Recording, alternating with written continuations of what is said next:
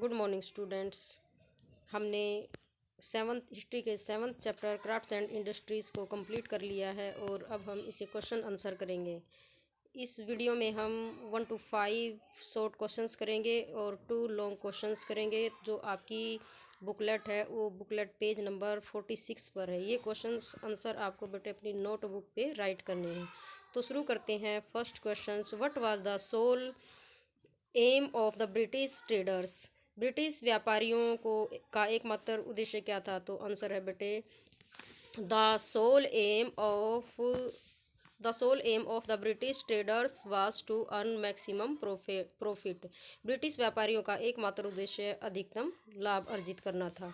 Second question है, whereas the artisans force to give up their traditional crafts. कारीगरों को अपने पारंपरिक शिल्प छोड़ने के लिए मजबूर क्यों किया गया?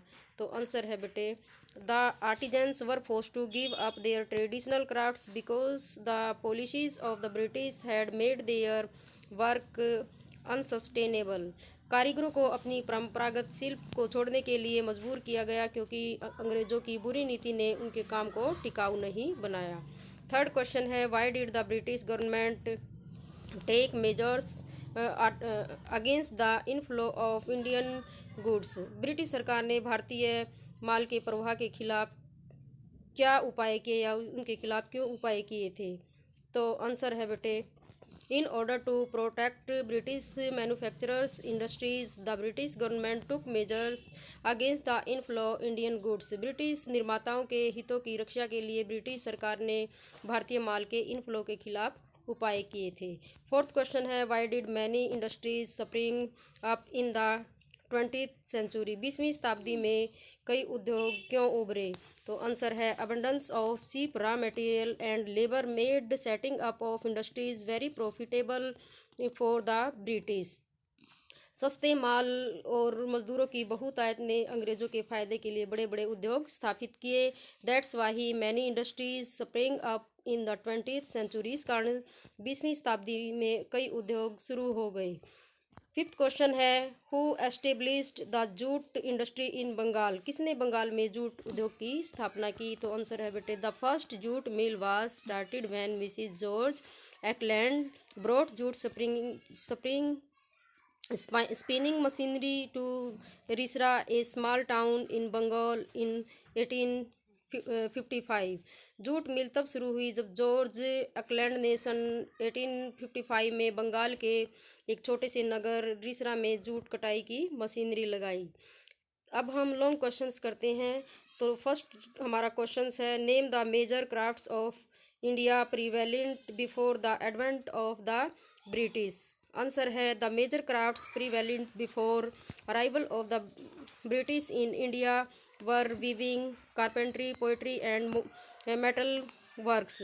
भारत में अंग्रेजों के आने से पूर्व की प्रमुख दस्तकारी, बुनाई, बढ़ईगिरी, मिट्टी के बर्तन और धातु की कृतियाँ थी। All these crafts were cottage industries with skills and knowledge being handed over from one generation to the next. वे सभी शिल्प कौशल वाले कुटीर उद्योग थे और इन्हें एक पीढ़ी से लेकर अब तक दिया जा रहा है। सेकंड क्वेश्चन है, how did the cottage industries functions in Indian prior to the arrival of the British. अंग्रेजों के आगमन से पहले भारत में कुटीर उद्योग कैसे कार्य करते थे? तो आंसर है बेटे before the introductions of modern and mechanised method of production by the British it was mainly cottage industry that flourished in country. अंग्रेजों द्वारा उत्पादन के आधुनिक और मशीनी तरीकों के प्रचलन से पहले मुख्य रूप से कुटीर उद्योग ही देश में फलता फूलता रहा है। The village artisans such as weavers, the carpenters and the potters met the various need of the people. बुनकरों, सुतार, कुम्हार जैसे ग्रामीण कारीगर लोगों की विभिन्न आवश्यकताओं की पूर्ति करते थे। They produced coarse cloth, various kind of implement and domestic vessels on a small scale for throw and ready use. उन्होंने छोटे स्तर पर मोटे कपड़े, विभिन्न प्रकार के उपकरणों तथा घरेलू बर्तन तैयार किए। They inherited this occupations running in the family for generation. उन्होंने परिवारों में पीढ़ियों तक चलने वाले इन व्यवसायों को विरासत में लिया। The town artisans and craftsman were often patronized by the local rulers, nobles and landlords to produce luxurious good। नगर के कारीगरों और शिल्पियों को प्राय स्थानीय शासकों, रईसों और जमींदारों ने विलासिता की वस्तुओं का निर्माण करने के लिए संरक्षण प्रदान किया। तो बेटे आपको ये क्वेश्चन आंसर अच्छे से, यहाँ तक जो क्वेश्चन आंसर मैंने करवाए हैं अच्छे से आपको अपनी नोटबुक पे राइट करने हैं और इनको अच्छे से लर्न करना है। थैंक्स।